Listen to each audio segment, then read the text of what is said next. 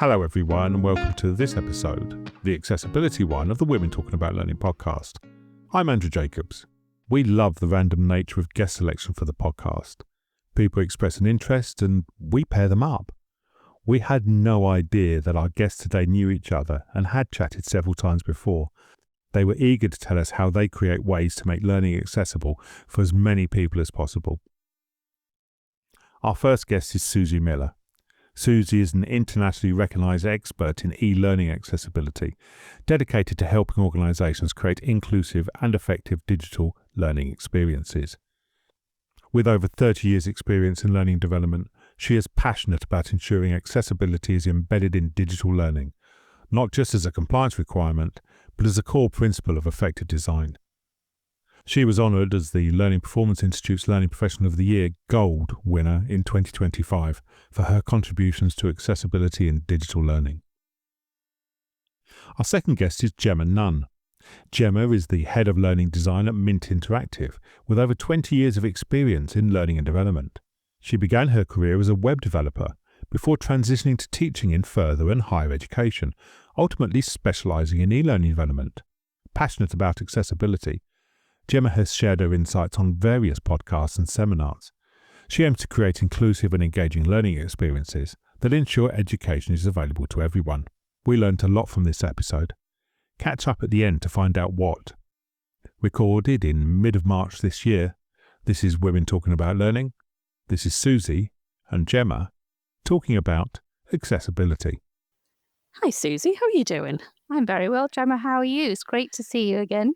Yeah, you too. It's been a while, hasn't it? I think the last time I saw you was at Learning Tech. Was it Learning Tech last year? I think so, yeah. It's been a long while, hasn't it? Although we have had a couple of conversations around accessibility issues and web content accessibility guideline standards, I think. Yeah, absolutely. Some complexities that we've been discussing. But it has been a while till we've seen each other face to face. Yeah, and of course, you've been picking my brains about the technical aspects of accessibility. Definitely, which is a great introduction to one of the things that I was really interested in is how you got interested in accessibility and how you found your way to it. Well, I kind of fell into it, to be perfectly honest with you. I started out in web development very early days. We're talking the really early days of the internet. I remember building my first website on GeoCities. Wow. Yeah. And obviously I got into the design and coding aspect of it, and I worked as a web developer for a while and then got into teaching. And then it wasn't until I got into the sort of e-learning side of things that I actually started looking at accessibility more. I was working for an e-learning department at the college where I used to teach. Oh, okay. And it was quite interesting to me because I used to work with a lot of students who had various learning difficulties and specific needs, neurodivergencies, that sort of thing. And I noticed that a lot of the stuff that we're building wasn't very user-friendly. Yeah. And that's what really kickstarted accessibility for me. And the more I learned about it, the more I sort of started to think about, well, how can we make these things more accessible? And then ultimately it led to me becoming the accessibility person on my team. And that continues to this very day, even in my current role. Brilliant. So I think that's really interesting for me because I think my path was more sort of the learning side of things. So obviously I was also kind of L&D but teaching as well. And I think one of the things that I talk about a lot when we're talking about accessibility is how you first got into it. And I the same as you. I think when you experience, so for me, when I first started, it was having a blind student in my class when I was teaching overseas. That was the kind of, what I call the accessibility spark that really kind of got me. It's that realization that what I'm doing is actually stopping someone from being able to learn the content that I'm so passionately trying to tell them, or trying to teach them. So I think that was a big thing for me. But I think also it was then when I got more into e-learning as well, it was kind of being aware that but I actually didn't know as much about the technical side of things as that. And that's why it's so interesting to hear your background about it, because I think the thing about accessibility is that there is obviously, you know, it is very technical, particularly when we're looking at, for example, when we talk about the web content accessibility guidelines, it's sometimes you're kind of faced with the fact that, yes, you want to make your learning content as accessible, but the standards or the guidelines that are there to help you are actually very technical. There's a lot of coding involved and a lot of like complex kind of technological language that can really put people off. So how do you manage to in your team kind of get people on board? Do you find that accessibility spark is something that you've noticed, that they kind of some just get it sometimes because of an experience, or, you know, a gradual thing? Recently, it's been more of a thing because we've actually been putting our teams through some basic accessibility training. It's mainly to take the pressure off me, because for a long time I was the only person in our team who was looking at accessibility and trying to drive it as part of my role, because my role is I'm head of learning design. So that was a big thing for me to get across it when I stepped into that role a little over a year ago now. But the team have been doing some very basic training on it, just getting some ideas of how they can improve their user interface designs when they're creating sort of the look and feel for e-learning. And some of the team have also been kind of very interested, particularly from the animation side of things, because we do a lot of animated videos as our thing. And there is the, we use GIFs just to add a little bit of movement to some screens, because especially in items like products like Storyline and stuff like that, you've got very basic animations. Yeah. Sometimes having just a little bit of movement can make it a bit more visually pleasing. But on the flip side, you've got to take it into account that not everybody is going to be able to have that experience. It might be detrimental to that experience. So in a nutshell, learning about accessibility of animation and video has been quite interesting for a lot of members of my team. And I've actually had a couple of them saying, can we learn more? And I'm like, yes! That's music to your ears, isn't it? Oh, it's brilliant. It's brilliant. Yeah, I think the thing for me is I suppose it is the something that I continuously kind of learn when I'm doing accessibility is just that, and that I think is so important to get across. Obviously, making learning content accessible, we're both very, very passionate about it. We believe, the right thing to do. It's definitely, you don't want to have any learning experiences that exclude, that willfully could be excluding people. But I think the thing for me that comes across, and particularly, and I know you do some auditing as well, but the thing about the experience I have when I audit is seeing, first of all, it's such a fantastic learning experience to be able to see other people's learning content, and then to be able to see, okay, this is the content before it was accessible, and this is how it looks now.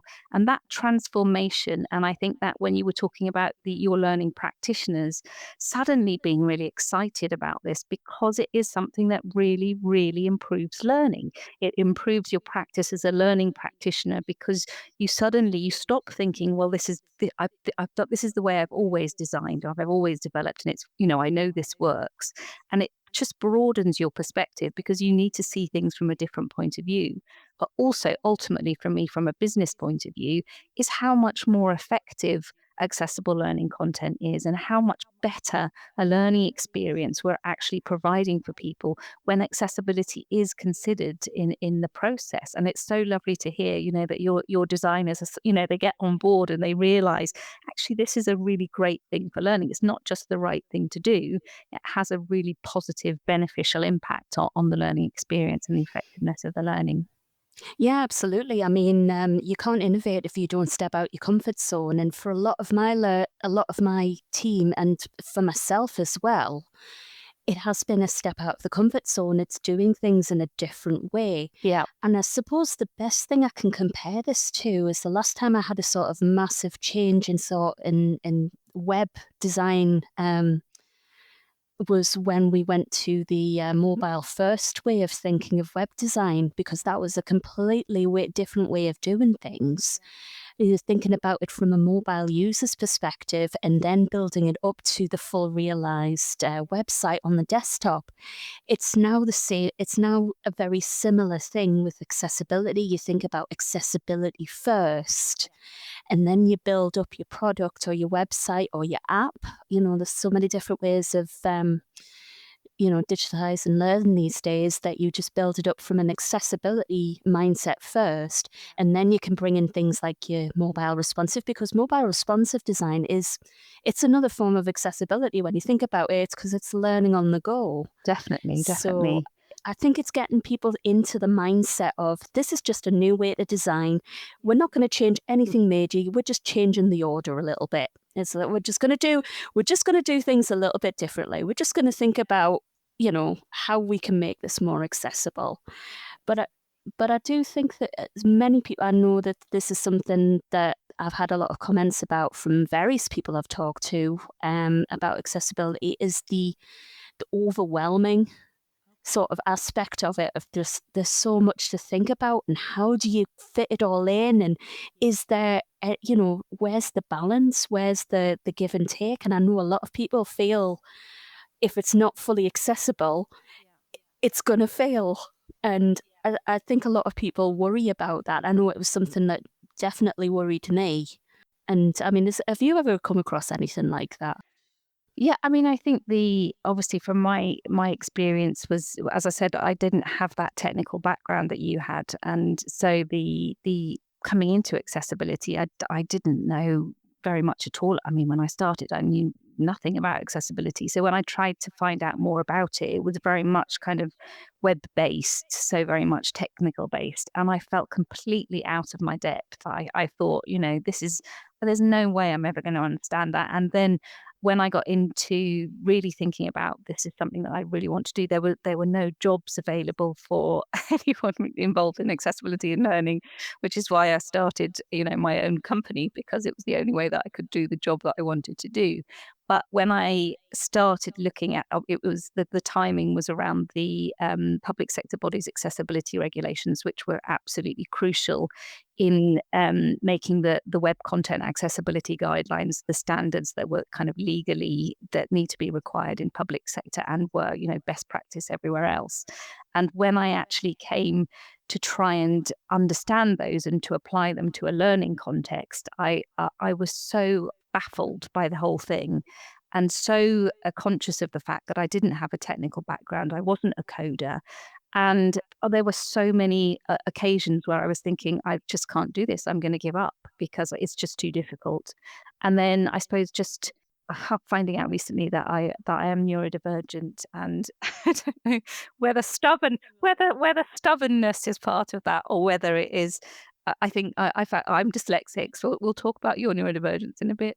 But my dyslexia means that, and I think a lot of people possibly who are very, very good trainers and, in our industry, maybe have a slightly different way of thinking. So I suppose, although I felt like giving up so many times, I actually thought, no, I need to make sense of this. And so I will come up with a framework that makes sense to me, that I can actually kind of, so I can explain it to people, because I was having to train it as well.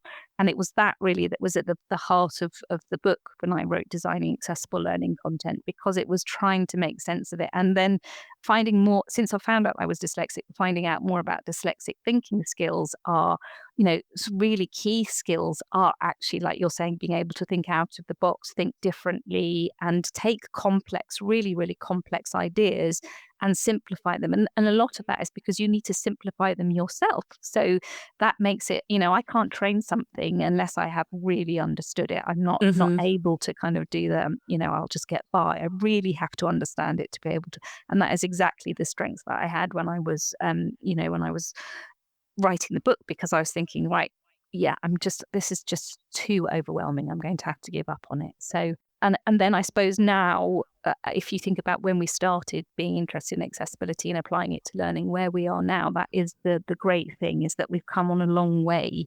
So there's so many more people interested in it, and there's so many people that, there's so many more resources out there which are focusing much more on learning content, not specifically just on the website. And I agree with you completely. It isn't just a website that you're thinking about when you're looking at learning content, but it's so there are so many more resources out there that, it doesn't mean it isn't sometimes overwhelming, but I think it feels like there's more of a safety net.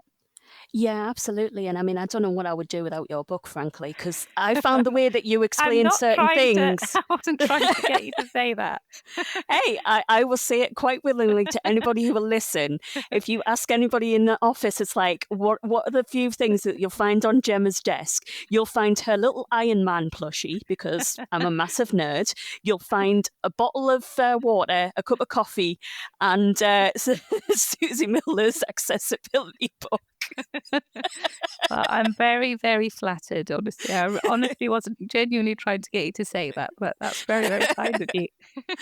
But yeah, it's the overwhelm and trying to make it make sense, because one of the things about the guidelines, and that's the key word here, the guidelines, is that they're subjective and open to multiple interpretations. I mean, we have a client who are very, very strict on their accessibility. Yep. It is non-negotiable. If it's not accessible, it's not passing. It's not going live. So they have their own internal team who look at accessibility and make sure that it's, it works. Yeah. Within their organisation. Yeah, exactly. I see. Okay, yeah. But their interpretation of accessibility is different to ours in some cases. Okay. And they are predominantly looking at it from a coding background, which, I can understand, but a lot of members of my team struggle with, because they're not coders. They're either from a learning or a design background. Yeah. So there is, sometimes there is a case of butting heads and trying to understand the each other's interpretation of a specific guideline. But what I find is if you sit down and talk to somebody about their interpretation of a guideline and then explain your side, you can usually find a common middle ground on it. I agree. And then find something that works for that piece of learning, that bit of interaction. Because the other complication is that not every learning, e-learning, digital, whatever, it's not everything's the same. You're never going to have an exact same format or layout for a course. Definitely. So it's having something that you can refer to give you a start, give you a guide, but then you've got to think about it. Okay, how's this going to work with in terms of learning? How's this going to work with in terms of the technical side? I agree. And then just getting it all to sort of fit together. It's like one of those 3D jigsaw puzzles where you've got a piece that you think goes up here, but it actually goes down there. And, it's just trying to find the balance to get all the pieces in place so that you've got a balanced learning experience that is engaging, does the job it's meant to, and is accessible. So it's just, it's a tall order. And again, the overwhelm, it can be a lot sometimes. Yeah. So I think that's a really important point. I think that's something that I think when I started, because of my own, feeling of inadequacy and not having a technical background, is always thinking, well, the reason that this is not clear to me, or the reason is because I don't understand it. It's the coding that is the issue. I'm not technical enough.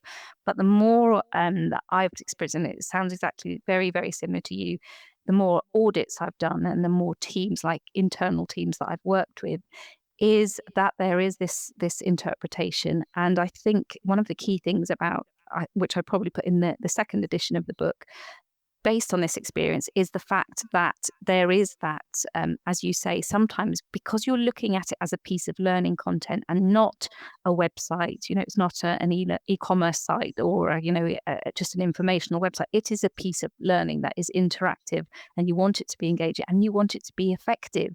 You have learning objectives and outcomes that you're trying to reach. And if you are applying the web content accessibility guidelines because they weren't written for learning content, you are sometimes left in a position where you need to be making the interpretation. You need to be making the judgment call on whether you are going to stick rigidly to this, or are you going to interpret it to, this is the way that I think it will work best for the learning outcomes for my learners. And that is a very subjective decision. And I think until I'd kind of experienced, as I say, I'd done so many audits and had this experience with working with different people who were helping me with the audits and having these discussions, and also, as you say, sometimes with internal accessibility experts within organizations that I was working with, that I now am very what I call kind of honest about accessibility. So if I'm making an interpretation, so if I'm doing an audit or if I'm doing my own learning content and I'm putting my own interpretation on how I think this guideline can help learners, I will say that. I will say, this is my interpretation. Not everybody is going to agree with me. Not every accessibility expert will agree with me. And that is just so liberating to be able to think, actually, I know, I'm being honest. It's not that I don't know. It's that I think that this is my interpretation. And that for me was, as I say, it just makes you feel that horrible feeling of that you're making a mistake. We've talked before about that idea of progress over perfection. When you start, it's so important that you kind of, that you take a step. Even every small step you take is having a huge impact, and the fear of making a mistake. And some, when I look back on some of the things that I did or said, maybe, God forbid, look at any of the, things that I said 5 years ago. But it's so important, I think, that you kind of, we're so passionate about it that it pushes you, as you said before, out of your comfort zone, and you're so committed to doing it that you're willing to do it, even though it, sometimes it feels really, really uncomfortable. So, and I think coming back to that idea of burnout, that is a really good point, because you were talking about that. We've talked about that before as well, haven't we? Yeah. I mean, accessibility burnout is a thing. I didn't realize it was the thing until we actually talked about it. But I think, thinking back now, I definitely went through accessibility burnout, and it did make me sort of kind of say, stop, I need to take a step back and reset and restart. And I mean, just kind of talking about neurodivergencies, I was recently diagnosed with ADHD, which explains a lot. And it's also given me a bit more of a insight into why I do things the way I do, why I learn things the way I do, why I hyper-focus on things. I mean, it's one of the big things for me is if I'm learning a new topic, I go all in, I hyper-focus, it is the interest. And the thing about accessibility is it keeps changing. So I've got more to learn and more to learn.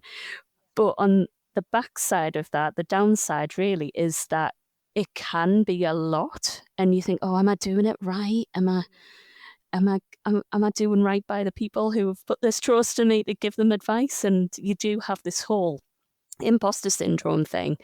And I think I think as a woman as well, you do get that sense of, I'm talking about something that's quite technical, and unfortunately we still have that it's not as bad as it was when I first started in the web industry, but there's still the whole women don't code, women don't game. It was a lot worse when I first started in the industry. It was actually quite misogynistic in places, very toxic. Yeah. It's a bit of a different feel environment now, but there's still that. With neurodivergence, you've got that sort of slight imposter syndrome, thinking, am I doing this right, and applying it? Yeah, definitely. But there is also the other factors that are coming into this whole idea of accessibility. First, there's the AI issue as well. Topic, I don't quite know how to refer to it. Opportunity. I mean, there is a lot of people I've noticed who are talking about maybe using AI to help look at and audit learning for accessibility. Okay, yeah, it's But really I mean, interesting. how do you feel about that? Because I'm a little dubious, but I've always been quite dubious of AI. This is Yeah. how we get Skynet. This is how Terminator movies happen. So I think that's I think for me I suppose that the similarity is like we've had tools that have helped us automatically check learning content for a long accessibility for a long time, and it's a little bit like the tools that are they're widely used now for websites, for example. They're kind of, and I still think this is about the right percentage. People consider them to be about 30% accurate, because there is only a certain amount that a machine is able to do. And just one really sort of simple example to that I use when I'm talking about that is alternative text. So obviously a machine can tell you whether it's alternative text, and it's more sophisticated now. So it can obviously tell you whether the alternative text is correct. However, it can't tell you the context. So, for example, even something as simple as when we're doing auditing, is we have to make that judgment call on whether somebody who's used alternative text to is that adding to the learning? Is it adding to the meaning, or is it decorative? And that's something that when we're doing an audit, I tend to stay quite well clear of, unless it's someone's, for example, forgotten to change the file name, and the screen reader is announcing the JPEG 3.4.2.1. But that for me is a good kind of example of just how limited machine learning or AI is when you're looking at trying to do the accessibility audit. So it definitely has a place, and it can definitely speed it up. But I think there's always a place, and it's the same I think with any AI. It's a good starting point. So for example, some of the couple of things that I use it a lot for is reading level. So and making that really saves a lot of time for me. And also another thing that is actually coming up with alternative text. So there are a lot of really good alt text. If you use any of the AI tools, I mean, even ChatGPT has an alt text, and it's a great starting point. And so there are things, for example, that I will post on social media now, because I know that I can get ChatGPT to actually start me off on a good rather than I wouldn't have posted that before, because it would have taken me too long to come up with with alternative text for it. So I think there are some really, really exciting things, and things, for example, like avatars, so things like sign language avatars, for example, which are really exciting, and where organizations before maybe wouldn't have had the means or the resources to consider providing sign language. And it is, I know before, they've had a lot of difficulty making the sign language avatars effective, because obviously they're so their expressions need to be so before it was like, well, this is far too complicated. But we're in a different place now. The technology is there, and they're so there's some really, really exciting things, I think, that can and also from our point of view, being neurodivergent, idea of actually having being able to personalize the content so it meets your requirements, I think is exciting as well. Yeah, absolutely. I mean, ChatGPT with alt text is the one that I always struggle with, and I think a lot of people do as well. I do agree. But I absolutely, ChatGPT, I do use it to help me get started on alt text, because sometimes I look at an image and I'm just like, I've got nothing. I've got nothing. I mean, this is the context. This is what it's okay. I mean, to be honest, a lot of the images I tend to only need to write alt text for are really complex images like flowcharts and diagrams and stuff like that. Yeah, it's just I'll look at it and my brain just goes, nope. No, exactly. I think the complex images are so well, at least they, even when you say, but can you do a full description, or can you just do like what you would put as a 2-line alt text, or what this is explaining for me? And again, maybe that's partly because of my dyslexia, my neurodivergence, is that I find that incredibly difficult. So, but even if I'm just, I don't know, something that's quite straightforward that I put on LinkedIn, for example, before I would have thought, oh, I can't put that picture on because I'm going to have to write alt text for it. And now it's just, this is a great starting point. And it just is a great way of kind of explaining how AI can, really help with accessibility. But being really clear that it's not gonna, it's like overlays, when we're talking about overlays on websites, that it can actually make things worse for people than trying to being able to solve everything. So yeah, absolutely. I mean, the overlays, I know that was a bit of a debate over the last couple of years, but I've always stayed clear of them, and I don't recommend them to anybody. I just say, no, just if you're going to do accessibility, do it right. Don't just put an overlay on, because it's not going to work the way you think, and definitely not with some of the software that we use to develop eLearning, because they've got their own coding system and it's going to interact differently.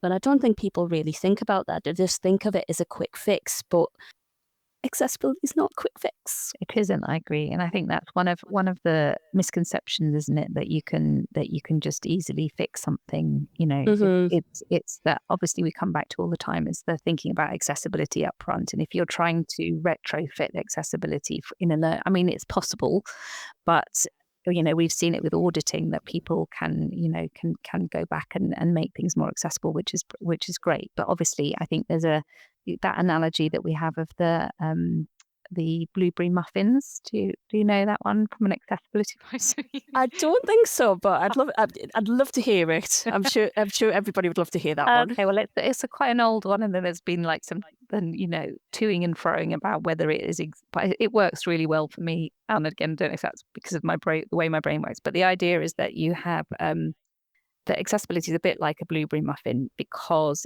and particularly important is the blueberry muffin, because if you think of a blueberry muffin, if you kind of open the blueberry, or when you bite into a blueberry muffin, the blueberries have kind of all spread through the mixture, and it's all kind of baked in, and it's all delicious. So, and this is the bit that really works for me, is if you try and retrofit accessibility, it's a bit like having a plain muffin and shoving the blueberries in at the end. So yes, it can work. You can say, yes, this is a blueberry muffin, or you can say this is accessible. But if you haven't thought about it up front, if you think about it up front, it completely changes the way, and it's so integrated, and you know what I mean? And it's such a better learning experience. So I suppose it's the point is, it is possible to do. And again, when we do auditing work, we show people how they can improve it. But if you have that mindset when you start out, that this needs to be an equal learning experience, and everyone needs to have equal access, it is just a different experience for kind of like than if you kind of think about it at the end and think, oh goodness, I've forgotten to kind of put any alt text on, or you just think in a different way. Yeah, and that's a really good analogy, actually. I mean, I am now craving blueberry muffins, but that's a me problem. Sorry about that. It's fine. It is a really good analogy, though. I'm hyper-focused on them now that I've told you that. Yeah, it's just like, thank you, ADHD brain. So I think the thinking about the aspect from women probably comes back a little bit to what we were talking about earlier, Gemma. I think for me, I agree with you. I think the fact that it is such a technical, accessibility can be such a technical area. It can sometimes feel that maybe the imposter syndrome is kind of maybe a little bit more acute if you don't have that technical, and that it can sometimes be related to gender as well. I think for me, it's kind of like, who am I to be writing a book about accessibility? I don't have the experience. I don't, you know what I mean? So I think I suppose that the messages that we've said about the imposter syndrome and pushing yourself out of your comfort zone, I think, and the progress over perfection is really it's so important, because it's such an important thing. So you really are, and I can't stress this enough. Just one person, what I call quiet accessibilizing, because it's that idea of quiet quitting from when we had COVID. So my take on it is quiet accessibilizing. So even if you are in an organization where you're not necessarily supported, you, as someone who is involved in learning, if you're creating learning content and if you're a designer or a developer, any small step that you can make to make your learning content accessible really does have a huge impact on people. And it sometimes feels like, when it can seem a bit overwhelming and, maybe you feel that you're not qualified enough to be doing it, it can lead you sometimes, I think, to feel like giving up. But I think it's the message is it really does have a huge impact on learners. And, if you just see one person who comes to you and says, like, I was able to access your content because you had captions on there, and you realize actually this really has a significant impact on people. I suppose that's the message for me to take away. I think we were talking earlier about some kind of specific areas of when, from accessibility is really beneficial to women. Yeah, absolutely. I mean, when you think about it, there is the situational aspect of accessibility where, a lot of people just focus on people with, permanent disabilities, blind, deaf, etc. But people don't think about the situational side of things. And from a woman's perspective, what if you are a new mum or you've got a couple of kids and you're trying to do something on your phone while you're trying to, look after the children? I have no kids. I don't have kids, so I don't understand from the point of view. But you're trying to do something on your phone, and if it's not easy for you to just quickly do it on your phone, it can be like, the frustration happens. So it's kind of helping people in that situation where they may not be able to fully use the phone because they've got other things going on around them. There's also the fact that brain fog is a thing. The brain fog, I know it's part of the perimenopause, and getting easily distracted and getting frustrated, and making sure that if you are trying to concentrate on something, you have something that is very clear and is not going to overwhelm you. So that's where the accessibility can really help, that sort of aspect of your life. And we're looking at it from, accessibility helps everybody, from every age, every background, all of that sorts of things. And it benefits, everybody by incorporating it in.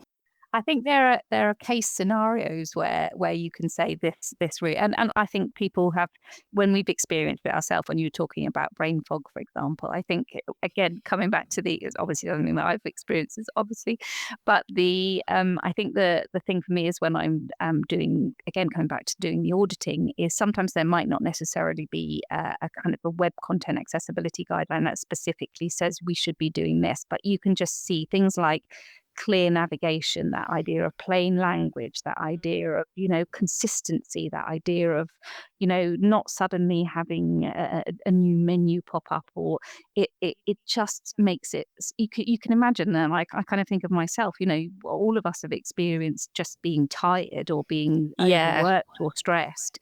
And when you're looking at, the learning that we're asking people to do, and you see examples of quite complex, or maybe something that's not consistent, it just really brings it home how important it is that this is, how much of an impact it does make for everybody, because we're all human, and we all, as you say, we have situational access needs, we have temporary access needs, and we're all very, it's very likely that all of us at some point in our lives, the older we get, we will develop a permanent disability as well. So it's the universality.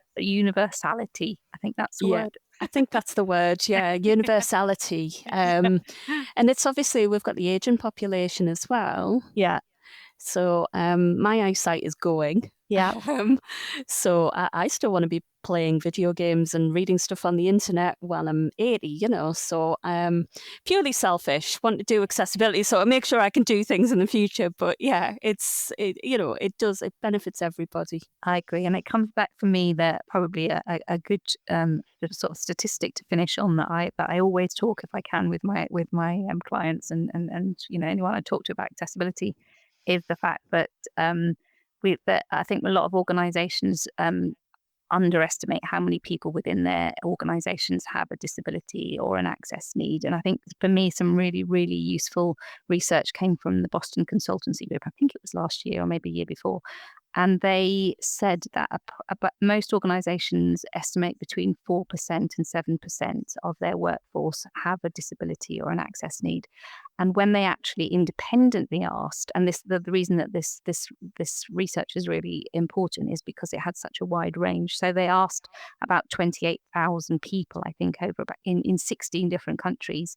And the actual percentage that they came up with, and this is people who identified as having a disability or a health condition, and that limited a major life activity, and that's kind of the wording of the accessibility of how we define accessibility.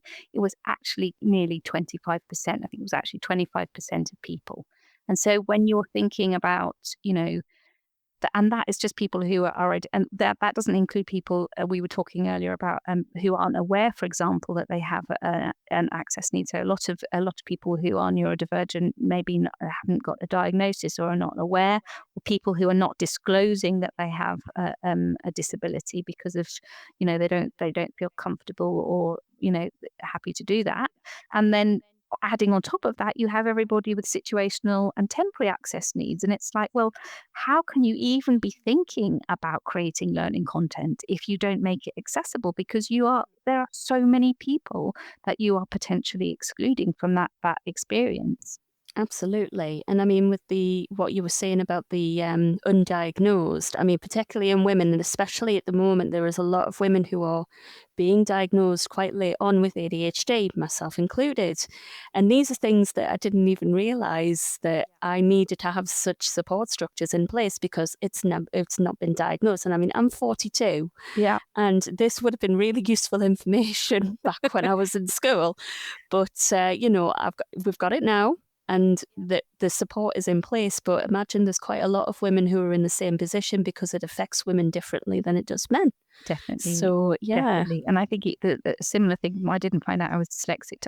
Although it was suggested, I think once in passing when I was at school, until I was, early 50s. And then I just think, well, it really helped me understand why I'd kind of managed to survive rather than thrive in an educational and in workplace as well, having to do workplace learning. And it just clarified, okay, and now understanding that this is just the way that my brain works. It's not something that is, there are challenges, but there are also actually real strengths. And I think the same with any neurodivergent condition, with ADHD as well. There are definitely challenges, but undoubtedly there are strengths. But that's why it's so important that this idea of making learning content accessible as the default is just, it kind of comes, this is such a great example of why that is so important. Absolutely. Well, thanks for talking with me, Lou. It's been good to catch up and talk about accessibility. I think we could probably go on talking about this for hours on end, but definitely. Yeah. Maybe another time. Maybe another time. That'd be wonderful. Thanks ever so much. We lovely talking to you, Gemma. Yeah, thank you. It's okay to admit we were thinking about blueberry muffins from this episode, and you probably are too. What it also did was make us realise how it might be problematic to get transcript for our episodes. This is something we're fixing from now, and a massive thank you to Susi and Gemma for making us aware. Both Susi and Gemma were great, and enormous thanks to them for talking about this topic, and for their time, and for being guests on the podcast. I know you want to connect with them afterwards, and their details are in the show notes, along with information about how to connect with us here at Women Talking About Learning. We'll be back in a couple of weeks, and next time it's the Levelling Up one. As always, thanks for listening, and we'll see you again soon.